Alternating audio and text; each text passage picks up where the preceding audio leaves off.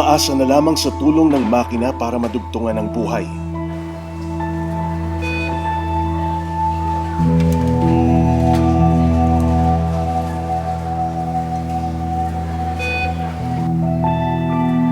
Ang mga aparatong ito ang naglilinis ng kanilang dugo. Dugong hindi nalilinis ng maayos ng kanilang mga bato, dulot ng komplikasyon.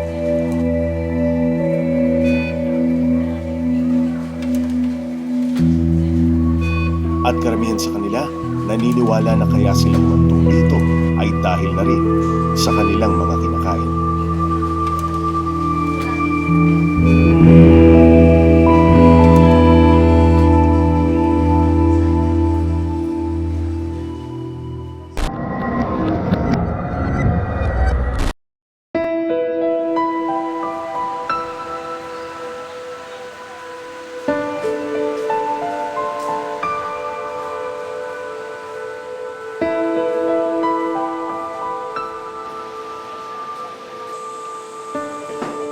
Alas 4 ng umaga, naabutan namin.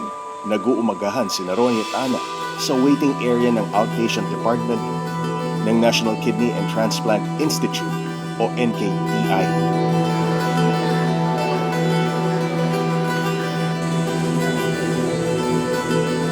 Dito na sila sa ospital nagpaumaga para hindi na mahirap sa kanilang manghingi ng tulong mula sa isang tanggapan ng isang party list na malapit rin naman sa NKTI.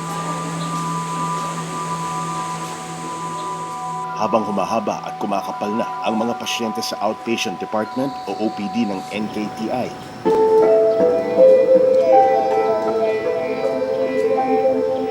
sina Ronnie at Ana yayao na para manghingi ng tulong. Baka sakaling makakuha ng medikal. Kasi mamayang hapon po sir, dialysis nito mga alas 4.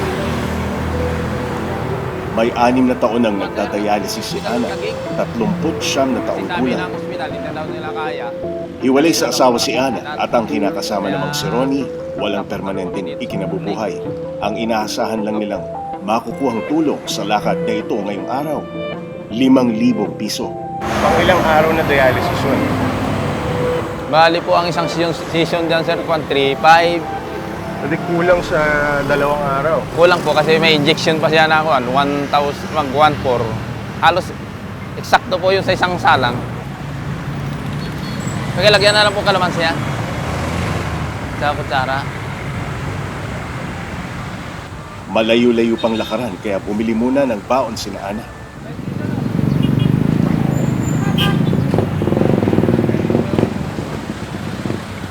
Pinakamabilis sindahan na sir eh.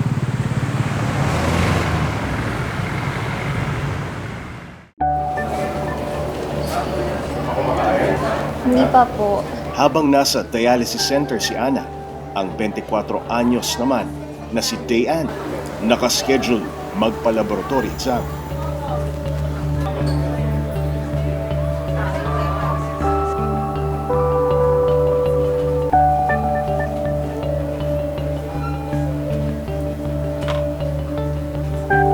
Elijah. Ano pong last name nila, ma'am? Madarang. Madarang. Yung ihi ko po. Medyo madilaw. So, hindi ko sure kung healthy ba yun or hindi. Medyo parang kinabahan ako.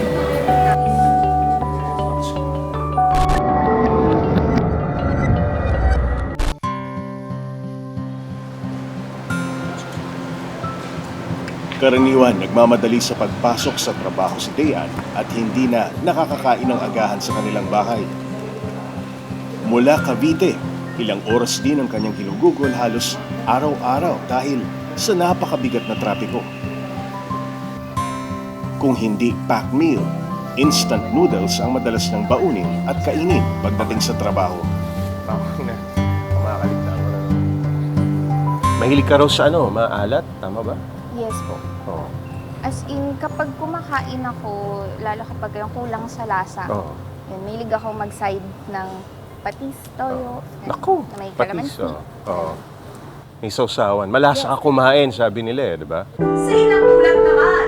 Sa edad na 24 na taong gulang, maituturing na millennial si Dayan. Tulad ng mga kaedad niya, mahilig din siyang kumain sa labas, lalo na sa mga fast food. Compared to before, mas nagiging westernized Okay. and medyo nag-veer into yung mga mas mabilis ihanda. So Instant, nagiging no? instant, Oh. fast food. Parang ganun yung nagiging preference natin. Oh. So mas nagiging ano siya. So we still do have yung mga lutong bahay, homemade, but more and more people are going into more prepared fast food type na cooking. Kasi medyo fast-paced ang ano natin, ang buhay ng marami, lalo na in the city. Ang food eating habits ni Dayan ay hindi na raw nalalayo sa karamihan ng mga kasing edad niya o mas matanda pa. May kinalaman ba sa parang carefree, bahala na attitude pagdating sa pagkain? Mahilig tayong kumain ng masarap di ba? Generally. Yeah, usually Filipinos hindi tayo masyadong marunong pumili ng tamang pagkain, ng wastong pagkain. Mahilig tayo sa mga matatamis, ang sarap-sarap ng ating mga dessert, maraming mga sauces. So, we really need to change the thinking of our patients na hindi nila kailangan ng masyadong maalat or masyadong matamis.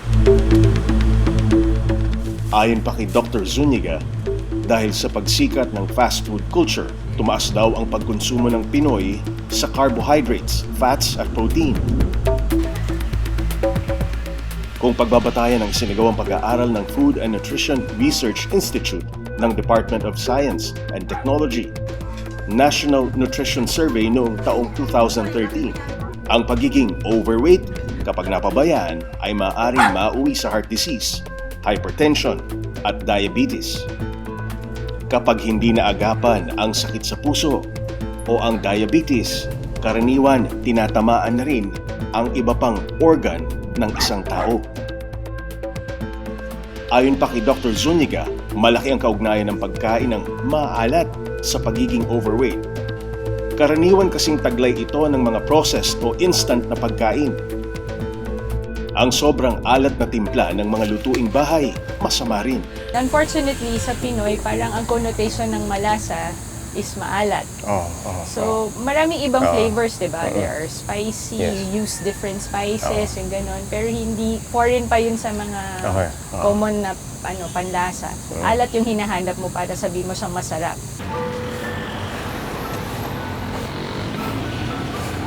Nay, magandang umaga. Pwede po magtanong, saan po banda yung opisina ng OFW, party list? Andito? Opo, kasi sa gawin ko rito wala. Parang tinumap ko talaga.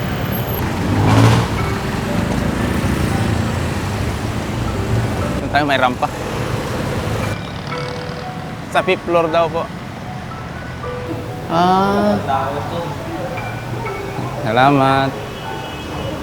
9:30 pa daw po ang umpisa. 9:30. Opo. Ano kaya maghihintay mo kayo? Opo, hindi. Hintayin niya hanggang 9:30.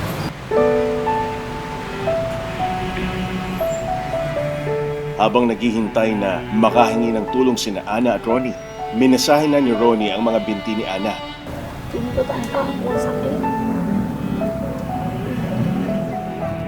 Nagsisimula raw sumakit ang mga ito, isang senyales na kinakailangan na nilang bumalik sa NKTI para makapag-hemodialysis.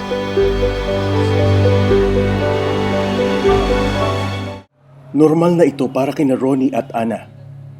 Sanay na silang naghihintay sa mga posibleng maipaabot na tulong. Ang problema kung minsan kapag nananakit na ang mga binti ni Ana. Bababa ka doon? Ay, ko, doon ka po. Pinutin mo pa ako. Ay, hilutin ang paa. Ang sakit po, ma'am. Ugat-ugat. Yung ngalay po siya, yung parang tanang ibang maramdaman na puro sakit. Kagabi naman po daw makatulog din sa sakit ng paa. Nakatulog pa madaling araw na alas 3. Ang pananakit ng mga binti ni Ana ay isang indikasyon daw na may ugat siyang hindi nadadaluyan ng dugo. Pero kung minsan, tinitiis na lamang ni Ana ang kirot dahil kailangan nilang lumapit sa mga taong maaaring makatulong sa kanila. Ayun. Pasok na. Buti na lamang, wala pang alas 9, pinapasok na sila sa loob ng building. Sasabay kaya sila.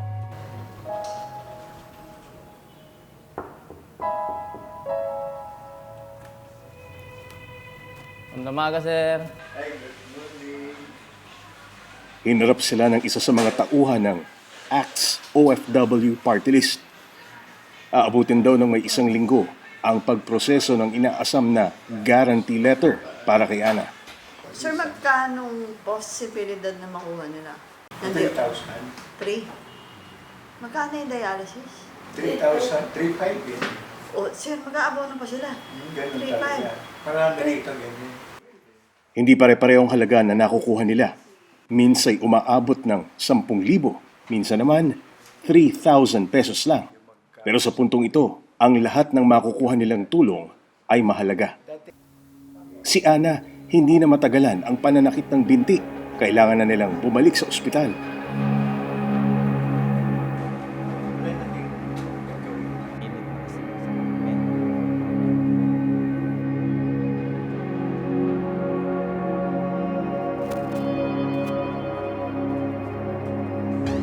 Marami na pinutulong sa katawan niya.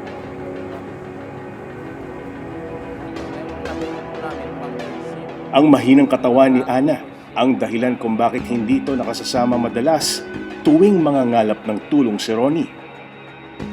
Alas 4 ng hapon nakaschedule si Ana na sumalang sa makina ngayong araw na ito.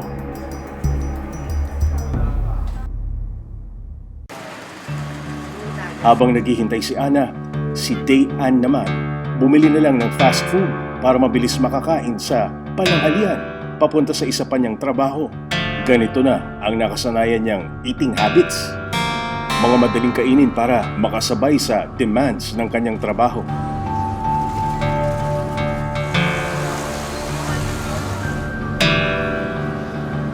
Sa gabi naman, ang hapunan na nakahain sa mesa, liempo, lechong manok at kanin nakapartner ang isang pitsil ng malamig na tinimplang juice. Parang kasi yung pag iba ng panahon ba, busy ka na, parang na kinain ka ng oras na yun, busy ka na. Ganun po. Wala ka na ng time eh. Mamamalaya mo, kainan na. Oras na ng kainan. Wala pa tayong kakainin. Bibili na lang. Na lang. 3 hours pa papunta, 3 hours pa uwi. So, wala ka ng time eh. Yung time mo na iluluto mo pa or i-order mo tapos iintayin mo pa yung lutong pagkain talaga. Parang kain na sa biyahe mo. Kaya ngayon, kung alin yung madaanan na instant yung food, sige, okay na yan. Go. Total laman tiyan din para at least for the day, may laman yung tiyan. Ganun. Dito tayo. Timbang. Akin.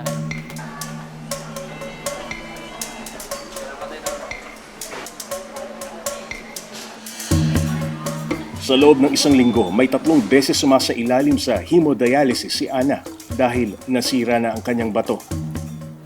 Kada sesyon, tumatagal ito ng 4 na oras.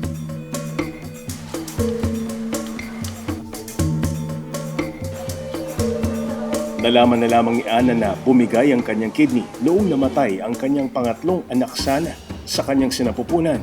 Mag-6 na taon na ang nakalipas. Kasi po, namatay ang bata sa tiyan. Kasi tumaas po ng gusto ng dugo ko, high blood. Namatay po siya doon. Doon ko po linabas po. Sa injection po, hindi nila ako sinisaryan po kasi nga po kaming gano'n. Walang sintomas ang pagkasira ng bato ni Ana. Hindi rin daw siya madalas magpa-check up kaya hindi niya akalain na hahantong ang lahat sa dialysis. Pero bata pa raw si Ana, nakahiligan na niyang kumain ng mga maalat na pagkain. Mahilig pa ako sa mga prutas kagaya ng bayabas, balimbing, mga makopa. Pero sinasawsaw ko po yung sa mga asin. Mahilig ka sa maalat talaga. Ano mang kinakain mo maalat na pagkain? Ito, mga chicheria. Chicheria. Mga cup noodles, ganun po. 6 na taon nang sumasailalim sa dialysis si Ana. Ngunit bago siya natali rito, naglalako siya noon ng gulay sa kanyang mga kapitbahay sa Antipolo. Ito ang pinambubuhay niya sa kanyang 2 anak sa unang asawa. Ay, mga suki! Gulay! Pero hindi sila mahilig sa gulay. Bagkus ang kinakain nilang mag-iina, mga chichirya at instant noodles. Hindi rin daw sila mahilig sa tubig. Mahal po magluto mo. Mga gulay, kanin, mahal po ang bigas. Kasi yung bibili ka ng isang ganong cup noodles, dati mura lang po yun. 4 12 pesos o na. 15 ganun. Meron nga 4 pesos, di ba? Tapos, ang bigas magkano 1 kilo, yung ulam pa po. At isinisisi niya ang pagdadialysis dahil sa epekto ng mga kinain niya noon. Ito ang itsura ni Ana noong bago siya magkasakit at nasira ang kanyang bato. Malusog, makinis at bata ang itsura. Ibang-iba rin ang kulay ng kanyang balat. Pero ngayon, halos hindi mo na siya mamukhaan. Sa loob ng 4 na oras na sesyon ni Ana sa pagdadialysis, nasa tabi niya si Ronnie. Minsan raw kasi, may mga pagkakataong nagaganap ang aksidente. Ma'am, pwede matignan blood sugar nito? Yung blood sugar niya, patingin.